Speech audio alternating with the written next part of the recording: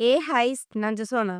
இன்னைக்கு நம்ம இத பத்தி பார்க்க போறோம் அப்படின்னு பார்த்தீங்கன்னா, சுந்தர் சி இயக்கத்தில் ரஜினிகாந்தும், கமலஹாசனும் நடிக்க போறதாட்டு என்ன பண்ணியிருந்தாங்கன்னா, இப்ப சமீப கொஞ்ச காலமாகவே அதிகமா பேசப்பட்டுட்டு இருந்து. சரியா? சேர்ந்து நடிக்க போறாங்க, மாஸ் காட்ட போறாங்க அப்படிங்கிற மாதிரி பேசப்பட்டுட்டு இருந்துச்சு. இப்படி இருக்க சூழ்நிலையில சுந்தர் சி வந்து, ஐயா அவங்க 2 பேர்த்தையும் வச்சு என்னால படம் எடுக்க முடியாது. அப்படிங்கிற ஒரு மாடலேஷன்ல ஒரு கடிதம் ஒன்று வெளியிட்டிருக்காங்க. அந்த கடிதத்துல குறிப்பா 2 பேர்த்த வச்சு படம் எடுக்க முடியாது. நான் விலகிக்கிறேன் அப்படிங்கிற மாதிரி சொல்லியிருக்காங்க.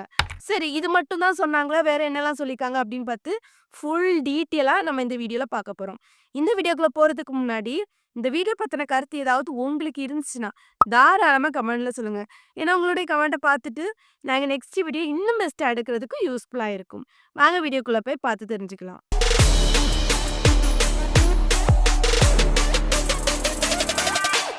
சுந்தர் சி இயக்கத்துல ரஜினிகாந்தும், கமலஹாசன் அவர்களும் நடிக்க போறாங்க. அப்படிங்கிற மாதிரி ரீசென்ட்டா ரொம்பவே பேசப்பட்டுட்டு இருந்துச்சு. அது மட்டும் இல்லாம ஒரு போஸ்ட் கூட வெளியாச்சு. சுந்தர் சி வந்து ரஜினிகாந்த் அவர்களும், கமலஹாசன் அவர்களையும் பார்த்து பேசுறது மாதிரி ஒரு போஸ்ட் கூட வெளியாச்சு. இப்படி இருக்க சூழ்நிலையில ரஜினிகாந்த் அவர்களுடைய ஃபேன்ஸும், கமலஹாசன் அவர்களுடைய ஃபேன்ஸும் ரொம்ப ஆர்வமா எதிர்பார்த்துட்டு இருந்தாங்க. அது மட்டும் இல்லாம, இணையத்துல அதிகமா சொல்ல ஆரம்பிச்சுட்டாங்க. இந்த படம் மாஸா இருக்க போது, வெறித்தனமா இருக்கு. நாங்க வெயிட் பண்ணி இருக்கிறோம். எப்ப இறங்கும்? எப்ப இறங்கும்? அப்படிங்கிற மாதிரி கேட்க கூட ஆரம்பிச்சுட்டாங்க. அப்படி அங்க உள்ள ஃபேன்ஸ் எல்லாருமே அப்படி ஆர்வமா ஆவலோட எதிர்பார்த்துட்டு இருந்த நிலையில, திடீர்னு சுந்தர் சி அவங்க வந்து இன்னைக்கு நவம்பர் 13ஆம் தேதி சரியா? இன்னைக்கு ஒரு கடிதம் ஒன்று வெளியிட்டிருக்காங்க. அந்த கடிதத்துல நான் வந்து இவங்க 2 பேர்த்தையும் வச்சு படம் எடுக்க முடியாது. நான் என்னால விலகிக்கிறேன். அப்படிங்கிற மாதிரி சொல்லியிருக்காங்க. சரி, அந்த கடிதம் மூலமா இன்னும் என்னலாம் சொல்லியிருக்காங்க? அப்படிங்கிற மாதிரி நம்ம டீட்டெயிலா பார்த்தோம் அப்படின்னு பார்த்தீங்கன்னா, ஃபர்ஸ்ட் என் அன்பான ரசிகர்கள் மற்றும் நலம் விரும்பிகளும் ஒரு மனமார்ந்த குறிப்பு. அப்படிங்கிற மாதிரி சொல்லி தொடங்கியிருக்காங்க. சரியா? அதுக்கப்புறம் என்ன சொல்லியிருக்காங்க அப்படின்னா பார்த்தோம்னா, கனத்த இதயத்துடன் சில முக்கியமான செய்திகளை உங்களுடன் பகிர்ந்து கொள்கிறேன். எதிர்பாராத மற்றும் தவிர்க்க முடியாத சூழ்நிலைகளால் தலைவர் 173 என்ற மதிப்புமிக்க திட்டத்திலிருந்து விலகும் கடினமான முடிவை எடுத்துள்ளேன். அப்படிங்கிற மாதிரி சொல்லியிருக்காங்க. சரியா?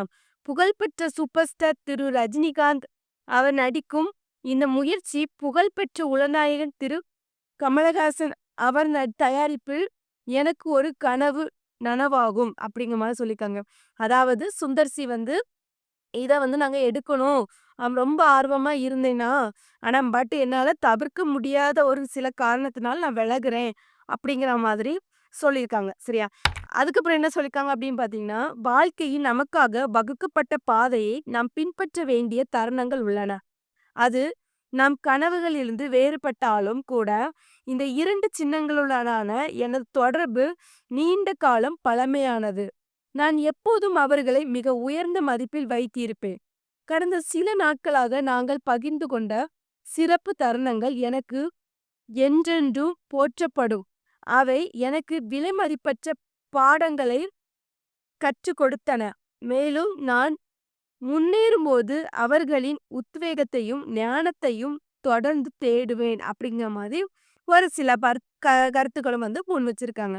சரி அடுத்ததா என்ன சொல்லியிருக்காங்க அப்படின்னு பார்த்தீங்கன்னா, இந்த வாய்ப்பிலிருந்து நான் விலகி சென்றாலும், அவர்களின் நிபுண வழிகாட்டுதலை நான் தொடர்ந்து பெறுவேன். இந்த மகத்தான பணிக்காக என்னை கருத்தில் கொண்டதற்காக அவர் இருவருக்கும் என் இதயத்தின் ஆழத்திலிருந்து நன்றி கூறுவேன். அப்படிங்கிற மாதிரி சொல்லியிருக்காங்க. சரியா? இதுவே ஓரளவுக்கு வந்து அவரு என்ன சொல்ல வராருன்னு நம்மளுக்கு புரிஞ்சிருக்கும். அடுத்தது என்ன சொல்லியிருக்காங்க அப்படின்னு நம்ம பார்த்தோம்னா, இந்த செய்தி, இந்த முயற்சியை ஆவலுடன் எதிர்பார்த்தவர்களுக்கு ஏமாற்றத்தை அளித்திருந்தால், தயவு செஞ்சு எனது மனமார்ந்த மன்னிப்பை ஏற்றுக்கொள்ளுங்கள். அதை உங்களுக்கு சொல்ல நான் உறுதி பூண்டுள்ளேன்.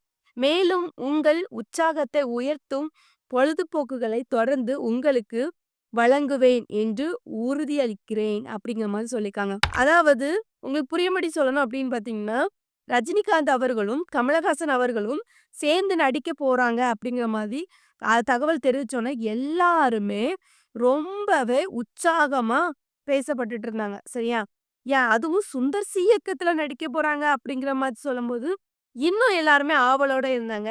ஏன்னா சுந்தர் சி வந்து சும்மா வந்து ஒரு படத்த எடுக்க மாட்டாரு. சாதாரணமா எடுத்தாலே மாஸா எடுப்பாரு. அப்படிங்கிற மாதிரி எல்லாருமே எதிர்பார்த்துக்கிட்டு ரொம்பவே ஆவலோட இருந்தாங்க. அதுக்காக அவங்களுக்காக நீங்க ரொம்ப ஆசைப்பட்டு இருந்தீங்க அப்படின்னா, கண்டிப்பா நான் உங்கள்ட்ட மன்னிப்பு கேட்கிறேன் அப்படிங்கிற மாரி சொல்லியிருக்காங்க. அது மட்டும் இல்லாம தொடர்ந்து உங்களுடைய ஆர்வம் காட்டுற அளவுக்கு நான் வந்து அதிகமா படம் எடுப்பேன். உங்களுக்கு சந்தோஷத்த தருவேன். அப்படிங்கிற மாதிரியும் சொல்லியிருக்காங்க. அடுத்தது என்ன சொல்லியிருக்காங்க அப்படின்னு பார்த்தோம்னா, உங்கள் அசைக்க முடியாத ஆதரவுக்கும், புரிதலுக்கும் நன்றி. இது எனக்கு உலகம். மேலும் உங்கள் அனைவருடன் மேலும் நினைவுகளை உருவாக்க ஆவலுடன் காத்திருக்கிறேன். அன்பான வாழ்த்துக்கள் சுந்தர் சி. அப்படிங்கிற மாதிரி இந்த கடிதத்தையும் முடிச்சிருக்காங்க. சரியா? இப்போ ரஜினி, கமல் அவங்கள எடுத்துக்கிட்டோம் அப்படின்னு பார்த்தீங்கன்னா, தமிழ் சினிமாலயே ஒரு டாப் 1, 2 இடத்துல இருக்கிறவங்க அப்படிங்கிற மாரி தான் சொல்லியாகணும். ஏன் அப்படின்னு பார்த்தீங்கன்னா, சின்ன வயசுல 2 பேருமே சேர்ந்து ஒண்ணா நடிச்சிருந்தாலுமே, என்ன பண்ணிட்டாங்க அப்படின்னு பார்த்தீங்கன்னா, ரஜினி அவர்கள் வந்து அவருடைய பாதை ஒரு பாதைய தேர்ந்தெடுத்து அவரு ஒரு பக்கம் போனாரு. கமல் அவர்கள் வந்து எடுத்துக்கிட்டோம். இன்னொரு பாதையின தேர்ந்தெடுத்து அவரு இந்த பக்கம் வந்தாரு. இப்படி இவங்க உள்ளயே ஒரு காம்படேட்டிவ் ஆட்டு இருந்துச்சு. ஏன் அப்படின்னு பார்த்தீங்கன்னா, யார் பெரிய நடிகர்? எப்படி மனசுல மக்கள் மனசுல இடம் பிடிக்கணும்? அப்படிங்கிற மாதிரி ஒரு காம்படேட்டிவா இருந்துச்சு. சரியா? இப்படி இருக்க சூழ்நிலையில நெறைய பேர் வந்து அந்த காலகட்டத்தில அதாவது 90 கிட்ஸ் காலகட்டத்தில வந்து இவங்க 2 பேருமே ஒண்ணா நடிச்சிருந்தாலுமே, ஆவலோட ரஜினி, கமல் வந்து இன்னும் இன்னும் சேர்ந்து நடிக்க மாட்டாங்களா? இன்னும் சேர்ந்து நடிக்க மாட்டாங்களா? அப்படிங்கிற மாதிரி எதிர்பார்த்துட்டு தான் இருந்தாங்க. சரியா? இப்படி இருக்க சூழ்நிலையில, இடையில இப்போ ரீசென்ட்டா கூட சுந்தர் சி வந்து அதிகமா சொல்லியிருந்தாங்க. ரஜினி, கமல் அவர்கள வச்சு தலைவர் 173 அப்படிங்கிற மாதிரி அறிவிச்சோனே, 90 கிட்ஸ் முக்கியமா அவங்களுக்கு வந்து ரொம்பவே ஆர்வம் வந்து தூண்டப்பட்டுச்சு. கண்டிப்பா 2 பேரும் சேர்ந்து நடிக்க போறாங்க. மாஸ் காட்ட போறாங்க. அப்படிங்கிற மாதிரி ஆவலோட அதிகமா எதிர்பார்த்துட்டு இருந்தாங்க. அது மட்டும் இல்லாம இப்பவும் உள்ள ஃபேன்ஸ் ரஜினி, கமல் சார் அவர்களுக்கும் ஃபேன்ஸ் இருப்பாங்கல்ல. அவங்களுமே ஆவலோட எதிர்பார்த்துட்டு இருந்தாங்க. சோசியல் மீடியால எங்க பார்த்தாலும், அ அவங்களோட படத்துக்காக வெயிட் பண்றேன் அப்படிங்கிற மாதிரி அவங்களுடைய கமெண்ட்ஸ வந்து போட்டுட்டு இருந்தாங்க.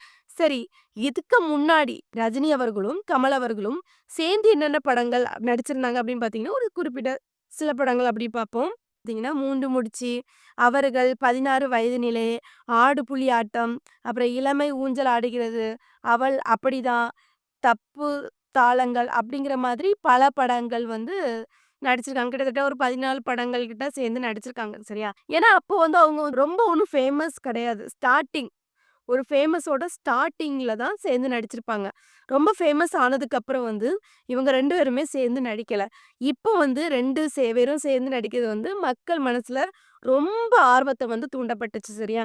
இப்படி இருக்க சூழ்நிலையில, இப்போ மறுபடியும் சுந்தர் சி வந்து நான் வந்து விலகுறேன். இவங்க 2 வச்சு படம் எடுக்க முடியல. சாரி ஒரு சில காரணங்களால தவிர்க்க முடியல. எடுக்க முடியாது. அப்படிங்கிற மாதிரி சுந்தர் சி வந்து சொல்லி கடிதம் மூலமா வெளியிட்டிருக்காங்க. சரி, இப்போ சுந்தர் சி என்ன காரணத்தினால விலகியிருப்பாங்க? அப்படி என்னுடைய கருத்து என்ன அப்படின்னு பார்த்தீங்கன்னா, சுந்தர் சி பொறுத்தவரைக்கும் வந்து சாதாரணமா எந்த ஒரு அசால்ட்டான படமும் எடுக்க மாட்டாரு. அவருடைய படமே வேற லெவல்ல இருக்கும். அது மட்டும் இல்லாம, ரஜினி அவர்களும், கமல் அவர்களும் சேர்ந்து நடிக்கிறாங்கன்னா, அவங்களுடைய கதைக்களம் வந்து எப்படி இருக்கணும் அப்படின்னு பார்த்தீங்கன்னா, வேற லெவல்ல மாஸா இருக்கணும். அப்ப அதுக்கு தகுந்தபடி கதைக்களம் வந்து எடுக்கணும். கிட்டத்தட்ட ஒரு கதைய எடுக்கணும் அப்படின்னா, குறையாம 3 மாசமா தனியா இருந்து, கண்டிப்பா ஒரு கதைய நல்ல ஒரு சூப்பர் கதையா தான் நம்ம தேர்ந்தெடுக்கணும். சும்மா அசால்ட்டா வந்து வேண்டா வெறுப்பான்னு சொல்லிட்டு சாதாரணமா ஒரு கதைய குடுக்க முடியாது. ஏற்கனவே சுந்தர் சிக்கு வந்து நெறைய கமிட்மெண்ட் இருக்கு. மூக்குத்தி அம்மன் படத்த வந்து த்ரில்லிங்கா, மாஸா பண்ணிட்டு வராங்க. அது மட்டும் இல்லாம, கார்த்திக் வச்சு நெறைய ஒரு படம் எடுத்துட்டு இருக்காங்க.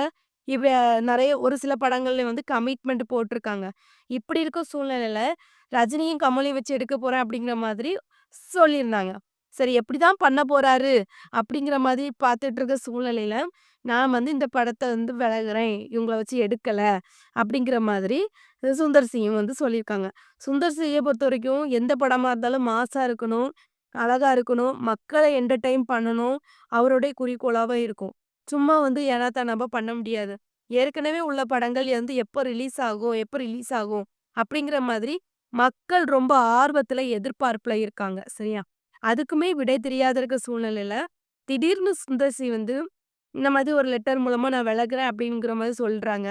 இதுவுமே எல்லாத்துக்குமே ரொம்பவே, ரொம்பவே ஷாக் குடுக்குற வகையில இருக்குது. ரஜினி ஃபேன்ஸ், கமல் ஃபேன்ஸ், சுந்தர் சியோட ஃபேன்ஸ் கூட ரொம்பவே ஷாக் ஆகுறாங்க. ஐயோ! நாங்க வந்து வெயிட் பண்ணியிருந்தோமே, இப்படி ஆயிப்போச்சே! அப்படிங்கிற மாதிரி அவங்களுடைய மன வருத்தத்தையுமே சொல்லிட்டு வராங்க. இந்த வீடியோ பார்க்குற நீங்க யாருக்கெல்லாம் ரஜினி, கமல் அவர்கள பிடிக்கும்? 2 பேருமே சேர்ந்து நடிக்க போறாங்க அப்படிங்கிற மாதிரி சொன்ன பிறகு, யாரெல்லாம் ரொம்பவே ஆவலோட, ஆர்வத்துல இருந்தீங்க? அதையும் கமெண்ட்ல சொல்லுங்க. இப்போ சுந்தர் சி வந்து இப்படி லெஸ் ஆயிட்டாங்க. என்ன காரணத்தினால லெஸ் ஆயிருப்பாங்க? அத பத்தி நீங்க என்ன நினைக்கிறீங்க? உங்களுடைய கருத்தையும் கமெண்ட்ல சொல்லுங்க. நெக்ஸ்ட் ஒரு வீடியோல சந்திக்கிறேன். பாய்.